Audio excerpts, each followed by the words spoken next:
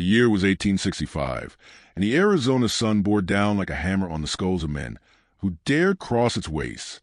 Heat shimmered on the horizon, making the line between earth and sky bleed together. Dust clung to every pore, and the silence stretched, broken only by the clop of a lone bay horse carrying a weary rider. Ethan McGraw had seen enough of death to last 2 lifetimes, where it had torn through him like a blade, left him hollow, bitter, and still breathing when so many better men weren't. Now he rode the frontier, chasing nothing but a scrap of peace and a day without remembering. He hadn't found it yet. He pulled his hat lower, squinting toward the distant rise. Something flickered in the heat haze, movement too frantic for grazing cattle. His gut tensed. He nudged the bay forward, keeping low in the saddle. Then he heard it, a scream. It wasn't the cry of a bird or the wail of the wind. It was sharp, human, raw with terror. He spurred his horse hard, the animal kicking up a storm of grit as they bounded toward the sound. The next breath brought chaos into view. A wagon, its canvas torn, lay tipped into a ditch. Smoke curled from its axle where fire licked dry wood. Horses screamed, tangled in their harnesses. Around it swarmed a pack of men, ragged outlaws, faces wrapped in cloth, guns drawn. And in the dirt, 3 women struggled, their dark braids and copper skin marking them as Apache. They weren't fighting to escape. They were fighting not to be dragged. The outlaws had them by the wrists, by the hair, shoving them toward the horses waiting to take them. Ethan's heart kicked against his ribs. He could have turned, should have turned. The Apache were not his fight. Neither were women bound for an enemy camp. But the war had carved something into him, a curse that wouldn't let him ride on when he smelled blood on the wind. He leveled his rifle. The first shot cracked the silence wide open. One outlaw spun, clutching his chest, and dropped like a stone. Then the desert roared alive. Men shouted, guns fired, horses bucked. Ethan kicked his bay forward, reloading as he rode. Bullets whined past his ears, close enough to taste the hot sting of powder. He ducked low, returned fire, watched another outlaw tumble into the dust. The women shrieked. Then one lashed out, driving her knee into her captor. The man cursed, backhanding her across the face, but the strike gave Ethan his angle. He fired. The outlaw jerked back, blood blooming across his shirt. Dust blinded, smoke burned, but Ethan pressed on. He swung down from the saddle, boots hitting hard dirt. His revolver cleared leather, spitting fire as he advanced. Every shot felt like thunder in his chest. One outlaw got the drop on him, rifle cocked. Too close. Ethan dove into the dirt, rolled, squeezed the trigger. The man staggered, cursed, fell. The bay horse screamed, rearing as a bullet nicked its flank. Ethan shoved to his knees, rage boiling, and shot the bastard who'd fired. When the smoke cleared, 5 bodies littered the sand. The wagon leaned broken, its canvas flapping like a torn flag. The women huddled together, wide-eyed, breathing hard. Their wrists were raw from rope burns, their dresses torn, but they were alive. Ethan's hands shook as he reloaded. His chest heaved. He stared at the women, and they stared back. No gratitude, only wariness. That was when he realized what he'd done. He hadn't just killed a pack of outlaws. He'd pulled 3 Apache brides from whatever fate awaited them, and if the desert carried whispers of this deed to their people, Ethan McGraw's life was as good as forfeit. The sun sagged low, painting the sky in streaks of copper and red. The desert quieted, as if even the coyotes held their tongues. Ethan tied his horse beside the crippled wagon, then turned toward the women. They hadn't moved. They sat in the dirt, pressed together like shadows, watching with eyes as sharp as flint. He raised his hands, palms out. "I ain't gonna hurt you," he said. His voice came rough, carrying the grit of too many unlit cigars and too many sleepless nights. "You're free now." No answer. One woman, tall, with a scar along her cheek, shifted slightly forward, her chin lifted, proud even in ruin. The second, smaller, clutched her torn sleeve closed, eyes darting between Ethan and the bodies. The third sat silent, her gaze locked on his with unsettling steadiness, as though she were weighing the shape of his soul. Ethan felt the weight of that stare and looked away first. He gathered what supplies remained in the wrecked wagon: half a bag of beans, a flask of water. Not near enough. The outlaws had stripped most of it. He cursed under his breath. The women whispered softly in Apache, voices low but quick. He caught only fragments, names perhaps, or curses aimed his way.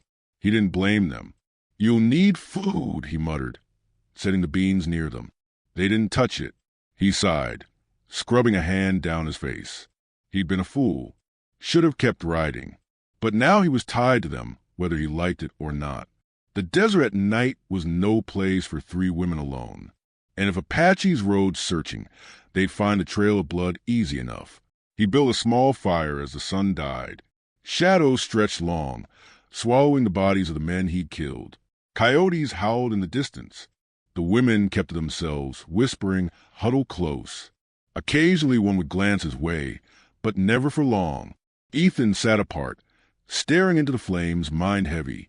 The fire popped, throwing sparks into the dark. He thought of the war, faces lost, names buried under years. He thought of his wife, gone to fever before he ever came home. The hole in him yawned wider with every breath. He tried to imagine what these women had endured, taken as prizes or peace offerings. The thought churned his gut. And then, when the night had deepened, his eyes caught on something beneath the firelight. The tallest of the women shifted, her sleeve riding up her arm. A mark glinted there, not ink, not scar. A brand, burned into flesh. Ethan's throat tightened. He'd seen marks like that before, on cattle, on slaves. Ownership. These weren't just women. They were promised brides. Brides of a chief. His blood ran cold. The desert air cooled, sharp with the bite of night. Stars spilled across the sky like shards of broken glass. Ethan sat rigid, staring at the women as they lay curled in silence, their firelit faces weary but unbowed. He could hear the scrape of the brand in his thoughts, could see the way it caught the light. He cursed under his breath. By pulling them from that wagon, he hadn't just fought outlaws. He'd tangled himself in something far greater. If they were brides of a chief, their absence would be felt before sunrise. He pictured it, warriors on horseback, painted for battle, riding hard across the desert with fire in their eyes. He'd be nothing but meat for their lances. His hand drifted to his revolver. The iron fell heavier than usual. Across the fire, the silent woman still watched him. Her eyes, black and unblinking, held no fear. Only a question he couldn't answer. Why had he done it? Why had he risked everything for them? He had no answer for himself either. Maybe he was tired of death picking its own favorites. Maybe he'd grown sick of turning away. The coyotes cried again, closer now. The women stirred but did not cry out. One reached for the other, squeezing her hand tight. Ethan swallowed hard, the fire snapping between them. He knew then that this wasn't the end of his troubles. It was a beginning, because somewhere out there, under the same stars, the Apache chief would hear whispers on the wind. His brides were missing, and when dawn came, blood would follow.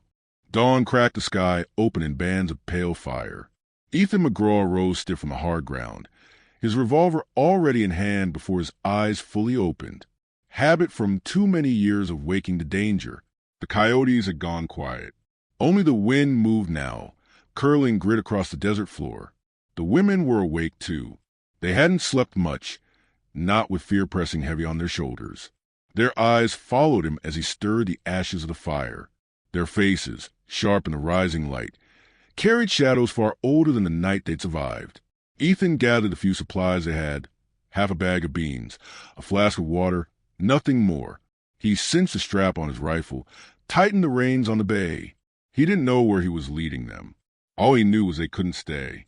The desert stretched endless, a plain of thorns and rock under the burning sky. Heat shimmered already, though the sun had barely cleared the horizon. Each step was a trial. The women walked barefoot over stone and sand, their dresses torn, but none of them asked for pity. They moved silent, their shoulders straight. Hours dragged. Sweat stung Ethan's eyes. His throat rasped with thirst, every swallow of air cutting dry as glass. He handed the flask to the tallest woman. She paused, studying him with suspicion, then passed it to the smaller one before taking her own drink. The third, silent as always, drank last. Then she handed it back without a word, her black gaze lingering on Ethan a heartbeat longer than the others. By noon, their shadows shrank beneath them. The land gave nothing. No water, no shelter, only the shrill cry of a hawk overhead. Ethan's wound, a shallow graze along his ribs, throbbed hotter with each step. He clenched his teeth, not wanting them to see his weakness. But one of the women noticed, the smaller one with restless hands. She tore a strip from her hem, dipped it in the last of the water, and pressed it gently to his side when they paused in the meager shade of a boulder. Her touch startled him, not because it hurt, but because it held no malice.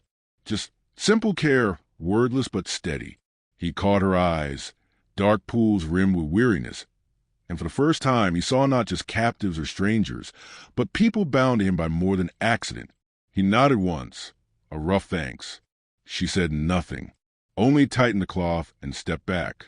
The sun fell, dragging fire across the western sky. They made camp in a dry arroyo, too shallow to hide them well, but safer than open plain. Ethan lit a small fire, careful with the flame. The women sat close together, murmuring in Apache. Their voices rose and fell, quick and sharp like sparrows darting. He couldn't understand the words, but he could feel the weight of them. Fear, anger, questions. When the stars burned out clear, Ethan lay awake, staring upward. Every howl on the wind, every rustle in the brush kept his hand on the revolver at his side. He knew what stalked them wasn't just hunger or wolves. It was men, warriors riding fast, bound by duty and blood. And they would come. The second day brought heat like a hammer, pressing down with no mercy. Their water gone, tongues thick, they staggered toward the sound of trickling. At first Ethan thought it a cruel trick of the wind, but then he heard it clearer, water rushing over stone. A river. They stumbled into its banks near midday, their steps breaking into desperate runs. The women fell to their knees, scooping water with both hands, drinking as though they'd never tasted life before. Ethan let them drink, but his eyes never stopped scanning the ridges. Rivers gave life, but they also gave away trails. He knelt, filled the flask, washed the grit from his wound. The current tugged strong at his boots, reminding him how fragile a man was against the wild. Then the cry split the air. Not human, wolf. From the far bank, shadows slid from the brush. A pack, lean and hungry, teeth bared white in the sun. Their eyes glowed with hunger, their growls rolling low. The women froze, water dripping from their hands. Ethan stood slow, rifle raised. His breath came hard. "Stay behind me," he rasped, though he knew they might not understand. But they understood enough. They pressed close, eyes locked on the wolves. The first beast lunged, splashing across the shallows. Ethan fired. The shot cracked, echoed, sent birds scattering from the trees. The wolf tumbled, thrashing, then went still. The pack snarled louder, anger boiling. Another leapt. Ethan fired again, the recoil slamming his shoulder. The animal dropped, its cry fading into the rush of the river. But the third came fast, jaws wide, teeth flashing. Too close. Ethan swung, caught its muzzle with the butt of his rifle, knocked it sideways. Pain shot through his arms, the beast snapping, claws raking. He grappled in the shallows, water soaking his shirt, the growl vibrating in his chest. Then a scream, not his. The tall woman had seized a branch from the bank and swung it hard, striking the wolf's flank. The smaller one grabbed a stone, hurling it with all her strength. The third, the silent one, snatched up Ethan's drop knife and drove it down, straight into the beast's side. Blood sprayed, hot and dark. The wolf convulsed, then sagged, dead weight in the river. Ethan shoved it off, gasping, staring at the women. They were trembling, eyes wide, but they had stood. They had fought. For the first time, the gulf between them narrowed. The pack melted back into the brush, spooked by blood and fire. Silence returned, broken only by the rush of water. Ethan bent, picked up his knife from the woman's hand. She let go slowly, her eyes locked to his. He breathed hard, chest burning, then gave a short nod. Not a command, not of ownership, but respect. That night, camped near the river's edge, the fire glowed soft on their faces. They were quieter now, but their eyes carried something new. Trust was too strong a word, but perhaps the shadow of it. Ethan sat close, cleaning the knife. One of the women whispered in broken English, "Wolf, no more." He looked up. She was the smaller one, the one who had tended his wound. Her lips curved, not quite a smile, but close. He almost laughed. Almost. Instead, he said, "No more." It was the first time they had spoken the same word. The third night came heavy with storm clouds. Lightning stitched the horizon, thunder rumbling across the plains. The women huddled close, firelight dancing on their faces. Ethan's nerves sat tight as wire. He cleaned his rifle by touch, every muscle coiled. The storm broke wide in the distance, wind tearing, rain lashing the desert floor. The fire hissed, sputtering. Ethan pulled his coat tighter, eyes searching the black. And then he heard it. Not thunder, not wolves. Hooves. He rose, rifle in hand. The women tensed, whispering rapid words, their eyes wide. Drums followed, the slow, steady thud of wood on hide, echoing through the storm. Shapes emerged on the ridge, dark riders, their silhouettes haloed by lightning. Dozens, maybe more. The women clutched each other, their fear no longer hidden. Ethan stood his ground, chest burning. His rifle felt like a child's toy against that tide. The riders descended, silent but for the thunder of hooves. They circled the arroyo, torches blazing in the rain, casting long shadows across the ground. Faces painted with ash and vermilion, eyes hard as stone. Then the circle parted. A man rode forward. He was older, scarred, his posture tall and unyielding. His chest bore the scars of many wars, his hair bound with eagle feathers. His gaze swept the scene, the fire, the women, Ethan. His eyes stopped on the brand marks, and his jaw tightened. The chief dismounted, boots striking the earth like the toll of a bell. He spoke in Apache first, words that rolled like distant thunder. The women answered, voices trembling. Then his gaze turned on Ethan. His English was thick, but clear. "You saved what was mine." Ethan's grip on the rifle tightened. He didn't answer. The chief's stare was unflinching, carved from stone. He stepped closer, rain streaming from his shoulders, torchlight painting his face in fire. "At dawn," he said, each word slow and heavy, "you will choose one woman, your wife." The storm cracked overhead, thunder shaking the ground. Ethan felt the weight of 100 eyes on him. The women stood silent, rain running down their faces, their breaths quick. The chief turned, mounted his horse, and raised his hand. The riders pulled back, torches bobbing, drums fading into the storm. But his words lingered like the echo of thunder. At dawn he must choose. And choice, Ethan knew, could kill him faster than any bullet. The storm burned itself out before dawn, leaving the desert washed clean and silent. The air carried that sharp, bitter scent of rain on dust. The fire had drowned in the night, leaving only blackened embers. Ethan McGraw sat awake, rifle across his lap, eyes fixed on the horizon where pale light crept slowly upward. The women hadn't slept either. They sat close, shivering beneath soaked dresses, their dark hair plastered to their cheeks. Fear glimmered in their eyes, but not just fear, resignation, too, as though they already knew what the morning would demand. Hooves broke the silence. The riders returned with the first blush of dawn. They came without drums this time, but the sound of their approach filled the air with dread. Horses lined the ridge, silhouettes against the rising sun, feathers and war paint catching the light. The chief rode at their center, tall in his saddle, his scarred face carved from stone.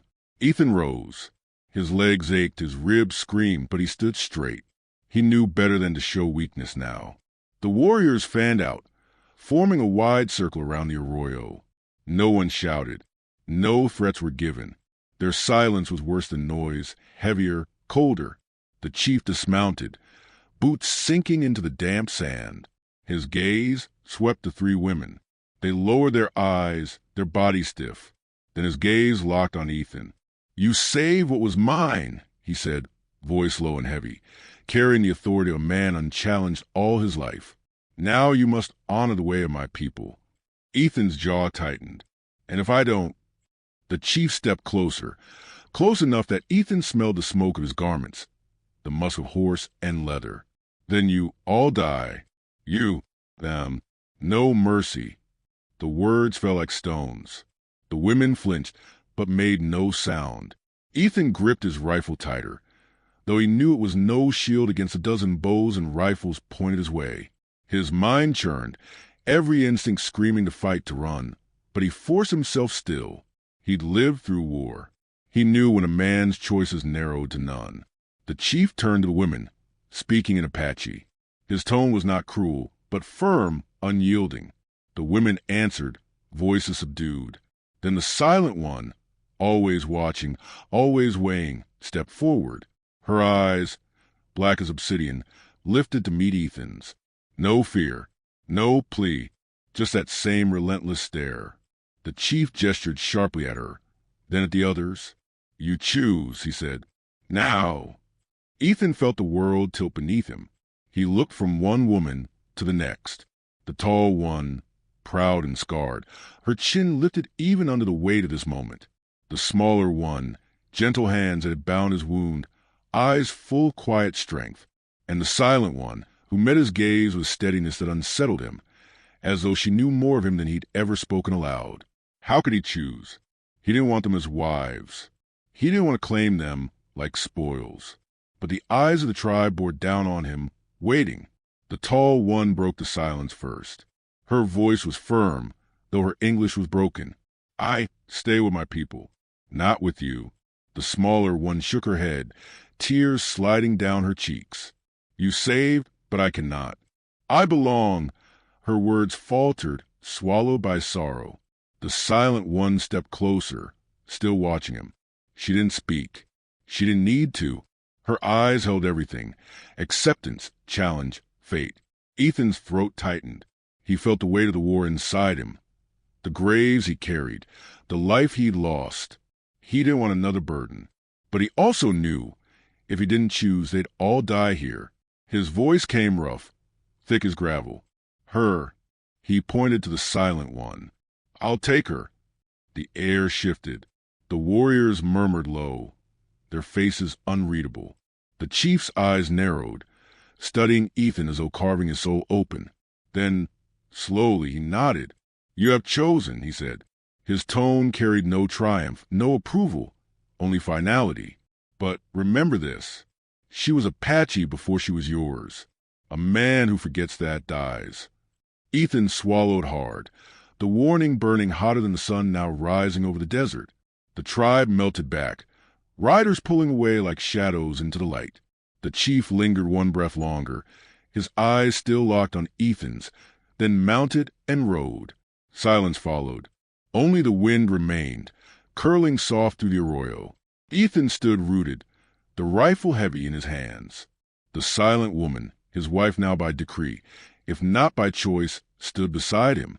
Their eyes met again, and for the first time, he felt a flicker of something deeper than fear. It wasn't comfort. It wasn't trust.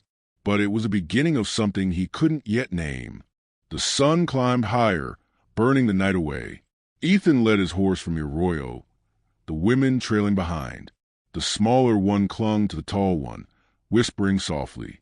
Both cast glances at him, then at the silent woman who now walked apart, her head high, her eyes fixed forward. They reached a ridge overlooking the desert. From here the land stretched endless, painted in gold and red. To Ethan it looked less like freedom and more like a sentence. He stopped, turned to face them all. You're free, he said hoarsely. The chief has what he wants. You can go back. The tall woman's eyes burned. Go back? To what? To be given again? To belong not to ourselves. The smaller one sobbed, covering her face. The tall one pulled her close, glaring at Ethan. You think you saved us, but you only gave us new chains. The words cut deeper than a blade. Ethan wanted to argue, to defend himself, but the truth of them lodged in his chest. He hadn't thought beyond the moment of rescue. He hadn't considered what came after. The silent woman stepped forward. Her gaze pinned him, steady, unflinching. For the first time, she spoke more than a single word. Her voice was low, accented but strong. "You live with ghosts," she said. The words froze him. "You think choosing me is burden. Maybe it is. But you carry burden already. Heavy." She touched her chest lightly. "Here." Ethan stared, unable to breathe. She couldn't know about his wife, his child, the grave markers back east. And yet her words cut clean to the truth he never spoke. He looked away, the desert swimming in his vision, his fists clenched. "I didn't want this," he muttered. She stepped closer. "Neither did I. But storm brings fire. Fire brings new life." Her hand brushed his arm, not tender, not claiming, but steady, a reminder. For the first time since he lifted his rifle in that ambush, Ethan felt something shift inside him. Not peace, not hope, but the faintest stirrings of purpose. The tall woman turned away, leading the smaller one down the ridge. They didn't look back. Ethan knew they were gone from his life. Their paths split forever. That left only him and her, the silent bride who had spoken at last. They walked side by side into the desert, the sun blazing high above. No words passed between them, but the silence no longer felt empty. It felt alive, like the hush before a storm breaks. Ethan didn't know what waited beyond the horizon, death, life, something between. But for the first time, he wasn't walking alone. And maybe, just maybe, that was enough. When he glanced at her, she was already looking his way. Her eyes were unreadable, but not cold. She gave the smallest nod, as if to say, "This is the path now." Ethan drew a long breath, the weight on his shoulders no lighter, but no longer as alone. The desert stretched before them, cruel and endless. Yet beneath its harsh sky, something unspoken had taken root, and it would grow. The narrator's voice lingers here, carrying the story's final truth like dust on the wind. The frontier was more than blood and dust. It was a forge. It took men and women, broke them on the wheel of survival, and hammered them into something new, sometimes stronger, sometimes stranger, always changed. And so Ethan McGraw walked on, not the man he'd been, not yet the man he might become, but no longer alone. If this story stirred something in you, don't forget to like, subscribe, and share your thoughts, because stories like this remind us the West was not just a place. It was a test of the heart,